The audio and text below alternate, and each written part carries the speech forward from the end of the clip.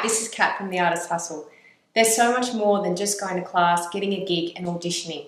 If you want to be considered as a professional in Australia and beyond, then there are a number of things that you can do to be seen.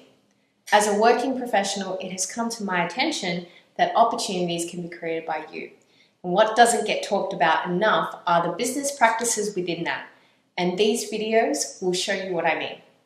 We have Catherine Alcorn from Tenacious Seed Presents to discuss with me at The Artist Hustle the entrepreneurial skills needed to create business and sustain yourself as a business and everything in between. So grab a pen and take notes because her information is priceless.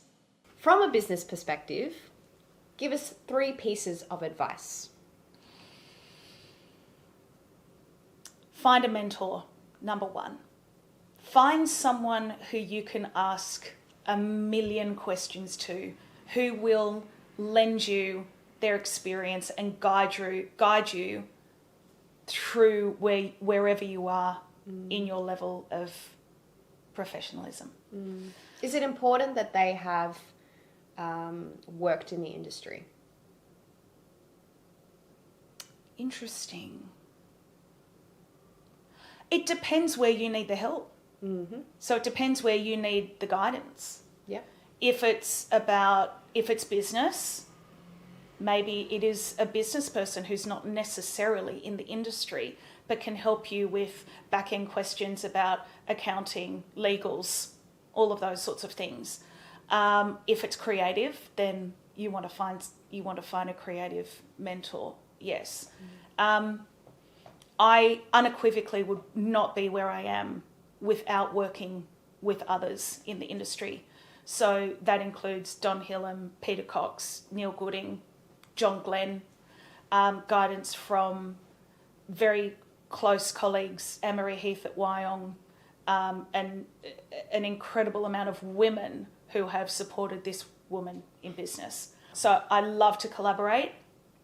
I've also had a lot to learn. Like, I came from not knowing anything or anyone. So I have sought to develop and harbour and nurture those relationships with people in the industry who I want to work with. So finding a mentor or a business partner who shares your vision, who has experience, is really important. Yeah. And it sounds like you brought in as your mentors other producers so that you can learn from them on a producing level. But then you've got artists who also work creatively, you're learning from them too. And it has to be people that I feel that are quite abundant, that they're willing to give the knowledge. Because I feel there are sometimes people out there who may feel like giving away their information is invasive. Do you get that impression? Definitely. Yeah. I've travelled to America and I found that the mindset amongst artists and creatives in the industry in America is, if you succeed, we all succeed. Yeah. Whereas in Australia, I do find that positions are very tightly held. We're not always as forthcoming with information or as generous with support. Why do you think that is? I think because it's a smaller industry here.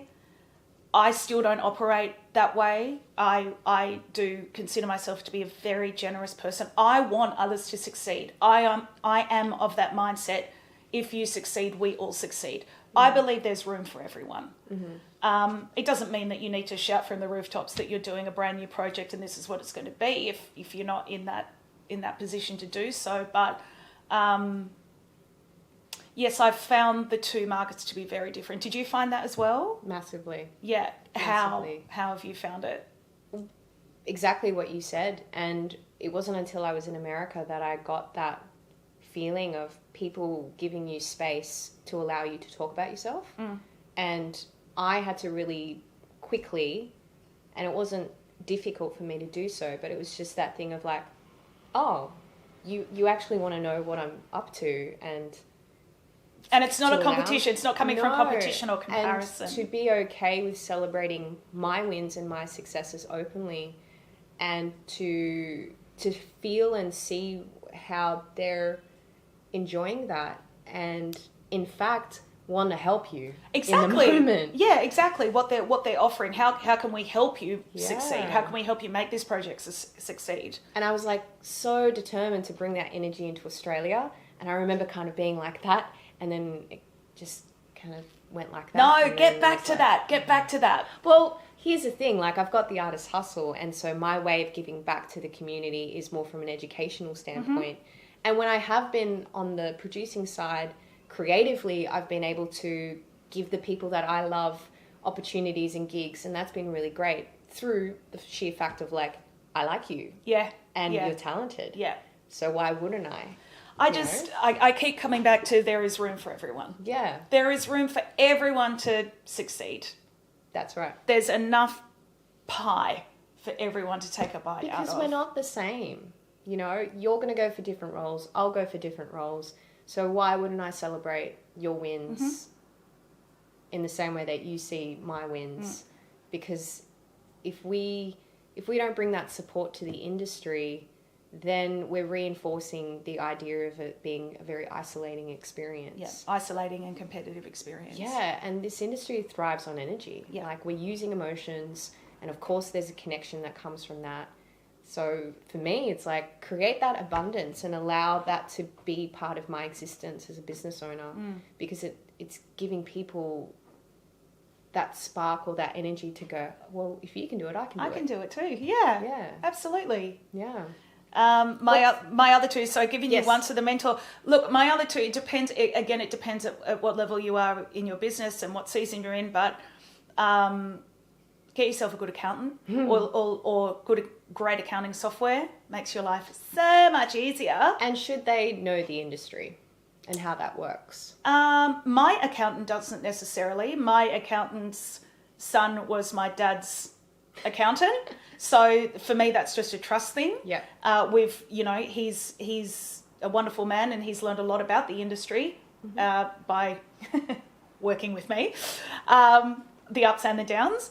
But no, that's completely up to you. I don't really have an opinion on that either way.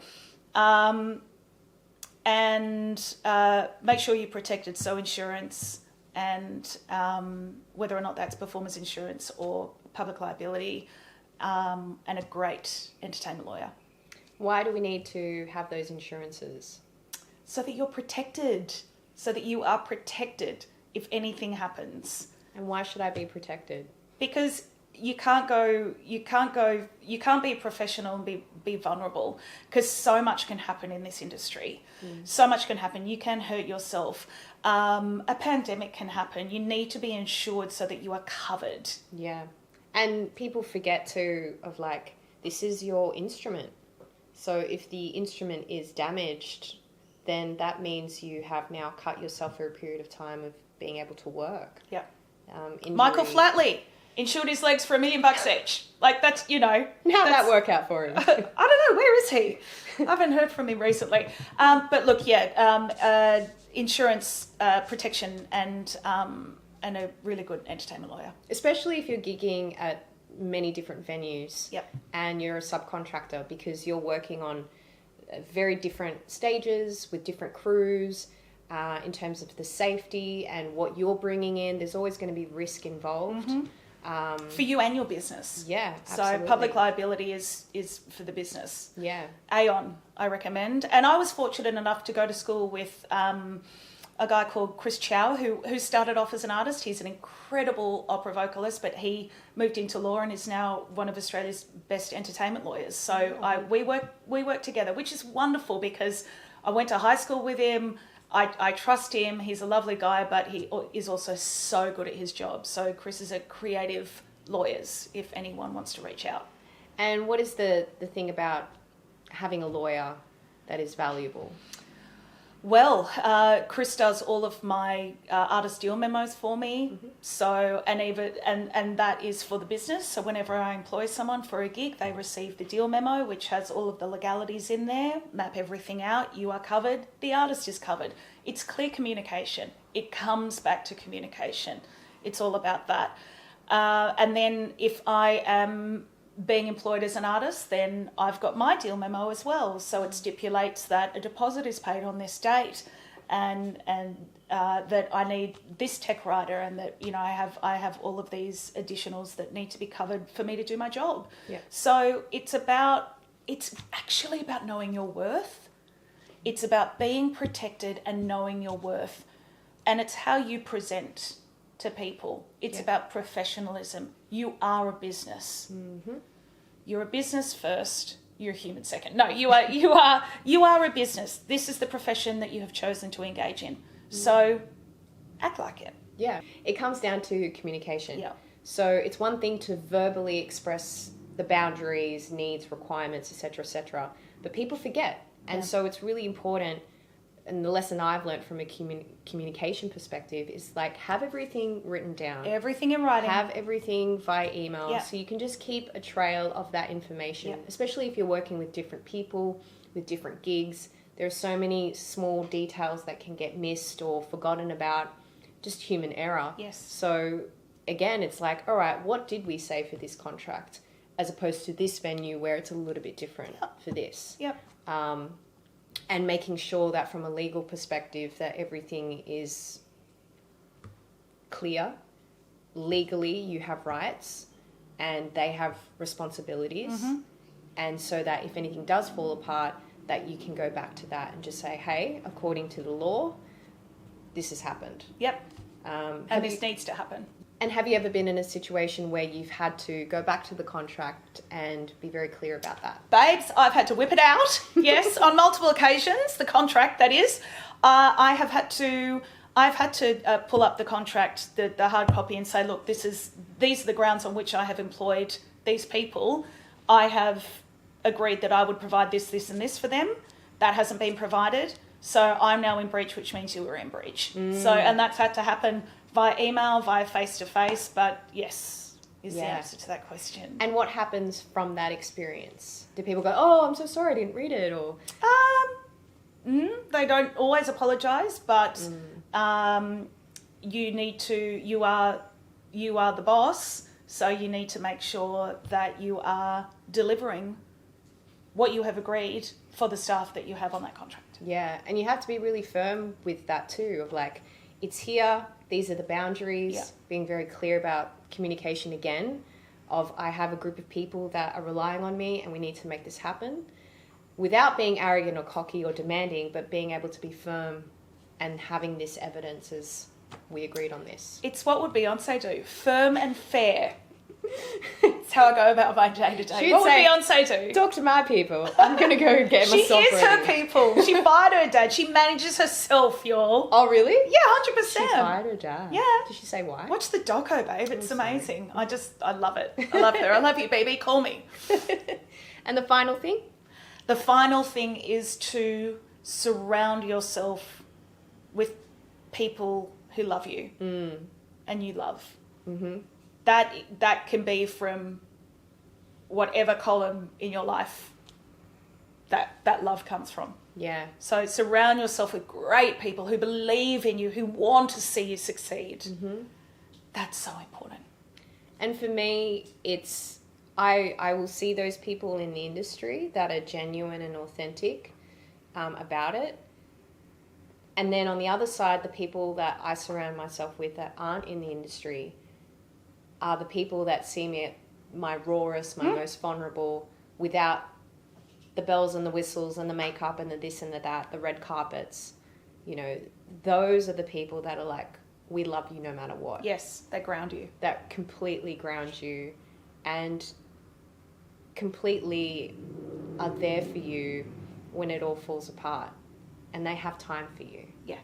Like, even though you've got the people in the industry that have that, I am aware that it is also very much in alignment with what they're doing too. And sometimes where I'm at might activate them. Yep. And so, not that I don't, but I'm just aware of that space too. Do you find that for you? Definitely. Yes, definitely. Because it allows you to re-engage with stuff that has absolutely nothing to do with your work. And that's really important. Yeah. Beautiful. Anything you want to say before we wrap? Yeah, thanks. Hey, you're welcome. Thanks. I love you, Kat. Aw, love you too. This was great. Thank you. Proud of you. And I just want to say the reason why we've connected and why I wanted to make this happen was because I've seen the many years of how it all works for you and the strength that you need in order to make your career the way that it has. And on surface level, it looks like it's all, it's all there and it's all glossy, but the reality of that is years and years and years of trial and error and making mistakes, building your brand. What does it look like? Formulating that moment to moment. And where to from here, Kath? Where to from here with your business? Just what's on the agenda before we wrap? We're releasing new shows and currently working on getting back to America again. Yeah, nice. So and supporting other artists with their and work. producing other artists and expanding on Tenacious C. So we've got some exciting announcements coming from the business soon, which is great. Stay tuned. Follow us on everything. Yes. Where can they follow you? My Instagram is my go-to, so that's at Miss Catherine Alcorn. On Facebook, the same. And TC Presents is on Insta and Facebook. Yeah. And subscribe to my newsletter as well if you'd like to know where I am and where I'm performing, catherinealcorn.com.